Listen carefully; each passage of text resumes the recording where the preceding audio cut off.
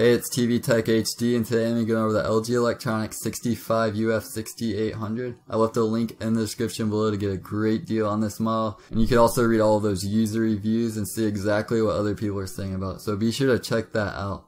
So I'm going to jump right into it. This model has a 65-inch LED screen, and it's edge lit, so that means that the LEDs are positioned around the perimeter of the screen and the light spreads behind the LCD panel. So typically TVs that are thin like this one are edge lit, and this one also has an IPS display, so you get those really wide viewing angles, so no worries if you're sitting way off to the side, you'll still maintain that color uniformity and the picture will still look great. So given the 65-inch screen size and the fact that this is a 4K TV, there's some calculations going on here, but the ideal viewing distance is about 6.2 feet. So this is the distance that you're going to want to shoot for to see the most detail out of that 4K resolution and just get the most overall immersive experience. So that's not to say that it won't look great beyond this distance, but like I said, that's just where you're going to see the most detail. So this model also has True Motion 120 Hz. So there's a native 60 Hz refresh rate, but with True Motion enabled, there's artificial frames that get inserted to reduce that motion blur. So I recommend leaving this feature enabled if you're watching things like sports.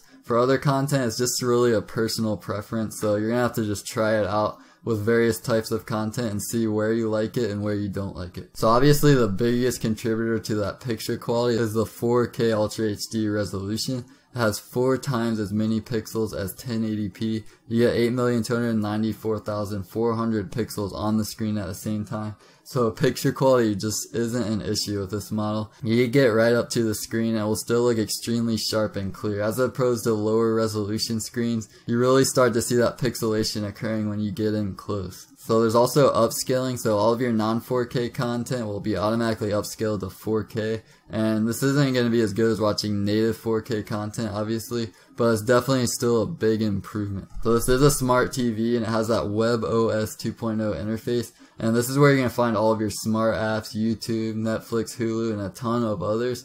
And the switcher menu on the WebOS 2.0 interface is really cool because you get the multitask and you just jump back and forth between apps. One thing I really like about this particular smart TV is it has that magic remote. So it has a built-in keyboard, you can do point and click, and it also has voice commands as well. So navigation is really seamless with the remote, and it just makes a much better experience than you see with other smart TVs. So I really like the design of this LG. It has that thin 2.3 inch profile. It also has that really thin bezel, so there's no border distraction going on. It doesn't have that ugly thick border that like you see with some TVs. This model weighs 59.5 pounds without the stand and 60.4 pounds with the stand.